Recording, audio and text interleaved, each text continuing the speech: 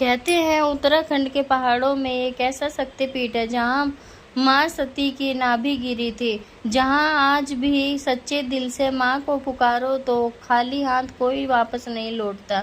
लेकिन क्या आप जानते हैं, पूर्णागिरि धाम तक पहुंचने वाला रास्ता कभी इतना खतरनाक था कि लोग अपनी जान हथेली पर रखकर यात्रा करते थे। आज की इस कहानी में हम जानेंगे मां पूर्णागिरि की अद्भुत कथा, शक्तिपीठ का रहस्य और वो चमत्कार जिन पर आज भी लाखों लोग विश्वास करते हैं। उत्तराखंड के टनकपुर के ऊंचे पहाड़ों में स्थित है मां पूर्णागिरि धाम। यह स्थान सिर्फ एक मंदिर नहीं बल्कि करोड़ों भक्तों की आस्था का केंद्र है। हर साल लाखों श्रद्धालु यहां मां के दर्शन करने के लिए आते हैं। कहते हैं कि जो लोग व्यक्ति सच्चे मन से यहां मां से प्रार्थना करता है उसे उसकी हर मनोकामना पूरी होती है। लेकिन आखिर मां पूर्णागिरि धाम इतना प्रसिद्ध कैसे बना? इसके पीछे छिपी है हजारों साल पुरानी एक रहस्यमयी कथा। पौराणिक कथाओं के अनुसार राजा दक्ष ने एक बहुत बड़ा यज्ञ करवाया था, लेकिन उन्होंने अपने दामाद भगवान शिव को उस यज्ञ में नहीं बुलाया। जब मां सती को यह बात पता चली तो वे बिना बुलाए अपने पिता के यज्ञ में पहुंच गए। वहां राजा दक्ष ने भगवान शिव का अपमान किया। अपने पति का अपमान सहन ना कर पाने के कारण माता सती ने यज्ञ की अग्नि में कूदकर अपने प्राण त्याग दिए। जब भगवान शिव को यह समाचार मिला तो उसका क्रोध और दुख पूरी सृष्टि पर भारी पड़ने लगा। उन्होंने माता सती के शरीर को उठाया और पांडाव करने लगे। तब भगवान विष्णु ने अपने सदर्भ से चक्र से माता सती के शरीर के टुकड़े किए ताकि भगवान शिव शांत हो सके। जहाँ जहाँ माता सती के अंग गिरे वहाँ शक्तिपीठ बना।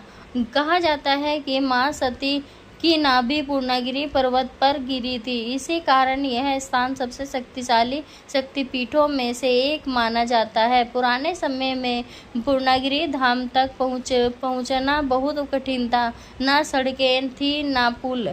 भक्तों को खतरनाक पहाड़ी रास्तों, गहरी खाइयों में तेज बहती नदियां को पार करके मंदिर तक पहुंचाना पड़ता था। कई लोग रास्ते में हार मान लेते, लेकिन जो सच्चे श्रद्धा से माँ को याद करता उसे कोई ना कोई रास्ता जरूर मिल जाता।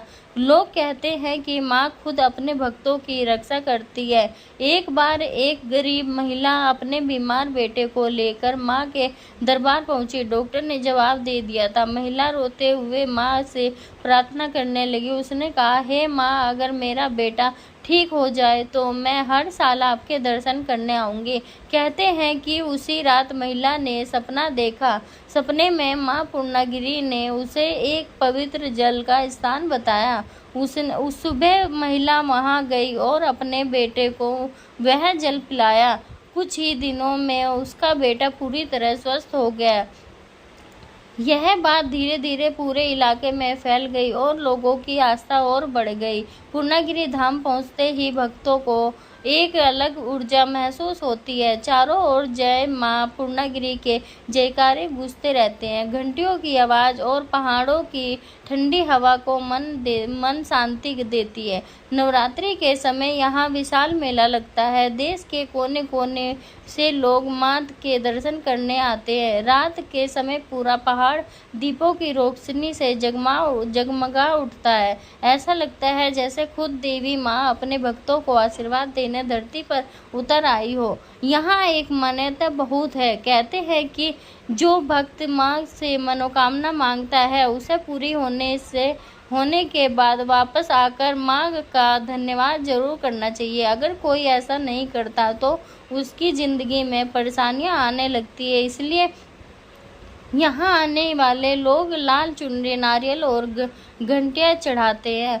आज भी मां पूर्णागिरि धाम करोड़ों लोगों में की आस्था का प्रतीक बना हुआ है। यह सिर्फ एक मंदिर नहीं बल्कि विश्वास, भक्ति और चमत्कार का जीवित परिणाम है। कहते हैं जिसे दुनिया में कहीं सहारा नहीं मिलता उसे मां पूर्णागिरि अपने चरणों में जगह जरूर देती है। अगर आपको भी कभी मौका मिले तो एक बार मां पूर्णागिरि धाम के दर्शन जरूर कीजिए। हो सकता है आपकी ज़िंदगी भी बदल जाए।